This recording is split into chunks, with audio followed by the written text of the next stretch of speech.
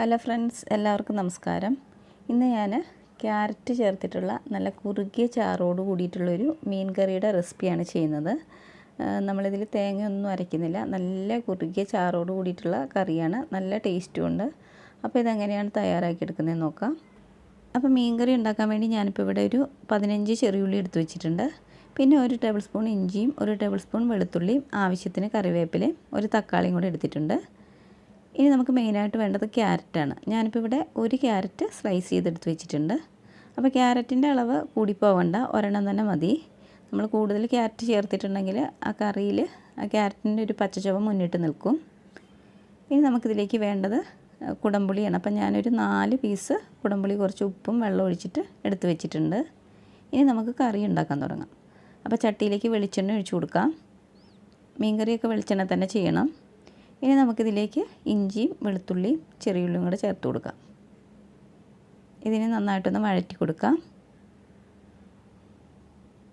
അപ്പോൾ ഇതൊന്ന് വാടി വരുമ്പോഴേക്കും ഇതിലേക്ക് നമുക്ക് ക്യാരറ്റും കൂടി ഇട്ട് കൊടുക്കാം. ക്യാരറ്റ് നന്നായിട്ട് വഴന്ന് വരണം.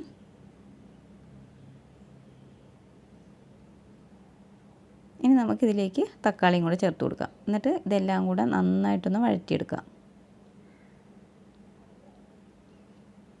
ഇപ്പോൾ ഇതെല്ലാം അത്യാവശ്യം നന്നായിട്ടൊന്ന് വഴന്ന് വന്നിട്ടുണ്ട്. ഇനി നമുക്കിതിലേക്ക് പൊടികൾ ചേർത്ത് കൊടുക്കാം. ആദ്യം ഒരു 1/4 ടീസ്പൂൺ മഞ്ഞൾപ്പൊടി, പിന്നെ ഒരു 4 ടേബിൾ സ്പൂൺ മുളക് പൊടി. ഞാനിപ്പോൾ ഇവിടെ പിരിയമുളക് പൊടിയാണ് എടുത്തിരിക്കുന്നത്. പിരിയമുളക് പൊടി ആകുമ്പോൾ നമ്മുടെ കറിക്കൊരു കൊഴുപ്പും കിട്ടും, അതുപോലെ അധികം എരിവും ഉണ്ടാവില്ല. ഇനി ഇതിൻ്റെ പച്ചമണം മാറുന്നവരെ നന്നായിട്ടൊന്ന് വഴറ്റിയെടുക്കാം. ഇതിന് നമുക്ക് അരച്ചെടുക്കേണ്ടതാണ്. അപ്പോൾ ഇതിൻ്റെ പച്ചമണം മാറുന്നവരെ നന്നായിട്ടൊന്ന് വഴറ്റാം. ഇപ്പം നമ്മുടെ പൊടികളുടെയൊക്കെ പച്ചമണമൊക്കെ അത്യാവശ്യം ഒന്ന് മാറി വന്നിട്ടുണ്ട്. ഇനി നമുക്ക് തീ ഓഫ് ചെയ്യാം. ഇത് തണുത്തതിന് ശേഷം നന്നായിട്ടൊന്ന് അരച്ചെടുത്തിട്ട് വരാം. ഇനി ഞാൻ ആ ചട്ടി കഴുകിയിട്ടൊന്നുമില്ല കേട്ടോ. അപ്പോൾ അതിലേക്ക് തന്നെ നമുക്ക് പുളി ഇട്ട് കൊടുക്കാം. ഇനി നമുക്ക് അടുപ്പൊന്ന് കത്തിച്ചു കൊടുക്കാം. അപ്പോൾ ഇതിലേക്ക് നമുക്കിനി അരച്ച് വെച്ചിരിക്കുന്ന അരപ്പിട്ട് കൊടുക്കാം. അപ്പോൾ നമ്മൾ അരയ്ക്കുമ്പോൾ നന്നായി തണുത്തതിന് ശേഷം മാത്രം അരയ്ക്കുക, അല്ലെങ്കിൽ ചൂടോടുകൂടെ അരച്ചിട്ടുണ്ടെങ്കിൽ അതെല്ലാം കൂടെ പുറത്തേക്ക് തെറിച്ച് വരും. നമുക്കിതിൽ കുറച്ച് വെള്ളവും കൂടെ ഒഴിച്ചിട്ട് നന്നായിട്ടൊന്ന് മിക്സ് ചെയ്ത് കൊടുക്കാം. അപ്പോൾ കുറച്ച് വെള്ളവും കൂടെ ഞാൻ ഒഴിച്ചിട്ടുണ്ട്.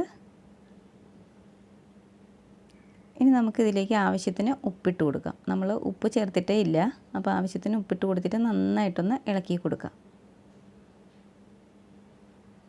ഇനി നമുക്കിത് അടച്ച് വയ്ക്കാം. അപ്പോൾ ഇത് നന്നായിട്ടൊന്ന് തിളച്ച് വന്നോട്ടെ. അപ്പോൾ അതുവരെ നമുക്ക് വെയിറ്റ് ചെയ്യാം. ഇപ്പോൾ നമ്മുടെ അരപ്പൊക്കെ നന്നായിട്ട് തിളച്ച് വന്നിട്ടുണ്ട്. ഇനി നമുക്കിതിലേക്ക് മീൻ ഇട്ട് കൊടുക്കണം. ഞാനിപ്പോൾ ഇവിടെ അയലമീൻ എടുത്തിരിക്കുന്നത്. ഞാനൊരു 4 അയലമീൻ എടുത്ത് വെച്ചിട്ടുണ്ട്. അപ്പോൾ അത് നമുക്കിതിലേക്ക് ഇട്ട് കൊടുക്കാം. ഇനി നമുക്ക് ഒരു കയ്യിൽ വെച്ചിട്ട് ഇതുപോലെ പതുക്കെ ഒന്ന് മിക്സ് ചെയ്ത് കൊടുക്കാം. അപ്പോൾ കുറച്ച് കറിവേപ്പിലയും കൂടി ഇട്ട് കൊടുക്കാം. ഇതിന് നമുക്ക് അടച്ച് വെച്ചിട്ട് ഒന്ന് തിളപ്പിച്ചെടുക്കണം. മീനായതുകൊണ്ട് അധികം വേവൊന്നും ഉണ്ടാവില്ല. ഒരു 10-12 മിനിറ്റൊക്കെ മതിയാവും. അപ്പോഴേക്കും ഇത് വെന്ത് കിട്ടും. അപ്പോൾ നമുക്കിത് അടച്ച് വെച്ച് കൊടുക്കാം. അപ്പോൾ ഇടയ്ക്ക് മൂടി തുറന്നിട്ട് ഒന്നെങ്കിൽ ഒരു കയ്യിൽ വെച്ചിട്ട് ഇളക്കി കൊടുക്കുക, അല്ലെങ്കിൽ പതുക്കെ ഒന്ന് ചുറ്റിച്ച് കൊടുത്താൽ മതി. എന്നിട്ട് വീണ്ടും ഒന്നുകൂടി ഒന്ന് അടച്ച് വെച്ച് കൊടുക്കാം.